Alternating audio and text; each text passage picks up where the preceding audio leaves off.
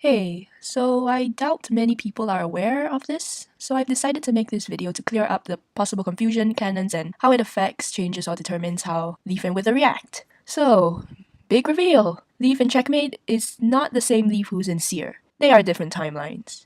At the moment, there are only three main, quotation marks, timelines from Leif's story. The Alan Orville / Without Wither timeline, where Leif never meets Storm and so Alan is never chased away and continues to abuse her, resulting in Wither succumbing to R, and, well, this timeline can also be called the darker timeline.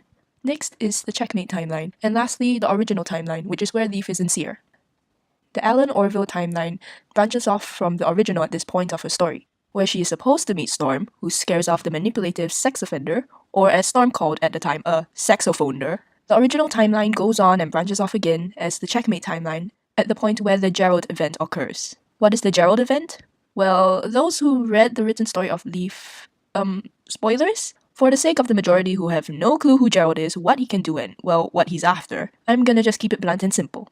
Gerald wants to tear something out of Gin for his cause, and Leif obviously does not want to let her friendo get killed, so she steps in to try and stop Gerald. And Gerald is kind of finding her obstruction kind of annoying, and so he rationalizes, if the rules won't let the Chosen of Death be oofed because of balance, he'll just tear apart the Chosen of Life's code and scatter her across the data stream so they're both gone. Yay! Nothing to balance if there's none of each side, am I right? Haha! Anyway, so how Leif gets into Cier is because Zinx, I'm not going into detail, so basically a friendo stuck in the fourth wall, pulls her pieces together and dumps her safely into Cier, telling her to collect as much rice as she can so he can relocate her to pull her back into her world. Since rice in Cier radiates power and stuff, kinda like shining a light on one side of a translucent paper of varied thickness, to find the thinnest spot of the layer to break through. So yes, that's how Leif gets dropped in, quite literally, into Cier. Checkmate timeline is practically the same, except instead of being dropped into Cier, Leif gets dropped into the world where Brimo and the Checkmate cast is, where I'm not gonna be spoiling how she gets in. So now that I've roughly gone through where these timelines are and how they are caused, let's go through how these affect Leif and Wither. Also, some context about Grin and Wither. Before Grin's presence in their mind, Wither was mostly more scared than aggressive to people. Her fear circulated males from her unfortunate experiences with Alan Orville and his friends, and it still does. But after Grin got in the picture, his presence caused her to have a more active approach to what scared or threatened her. Instead of panicking or cowering in fear, Wither started to act aggressively, offense being the best defense. Her drive to protect Leif also caused her to realize she had to do something instead of telling her to run all the time. In the Alan Orville timeline, Wither never meets Grin. She lives in a constant fear of Alan, whom she has no ability, as a child, to defend herself against or run away from, since Linda used to impose a rule that the outside was dangerous and the safest place it could be is in the house. In this deviation from the original event of Storm and Sword warding off Alan, nothing changes. R offers a dark way out of it, and Wither is practically dead, leaving Leif alone with this monster along with R.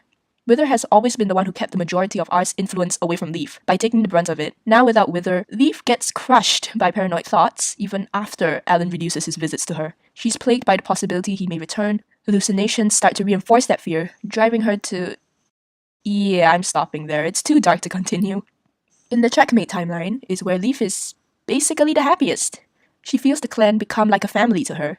And because they're all mostly guys, she begins to feel more at ease around men.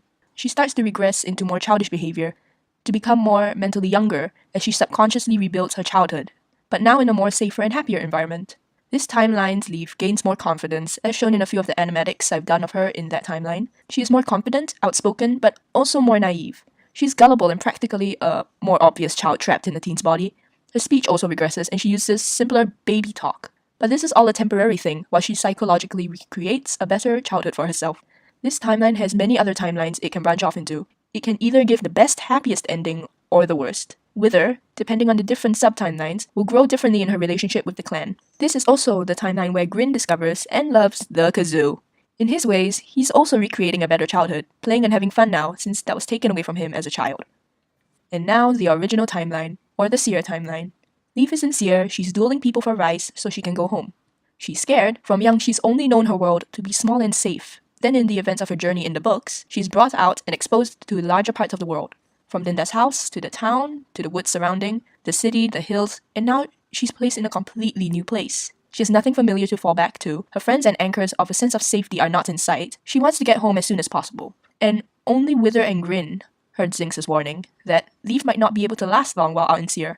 And with Leif getting more frightened and desperate, Arya is trying to get past her weakened defenses. And of course, that's all I can say for now, for no spoilers and all. So yeah, that's the main timelines. And now you know which is which and you don't mix them up. I'll see if I can use playlists to break these timelines and their content into more easily distinguishable groups. Thanks for watching and have a good morning, afternoon, evening, night.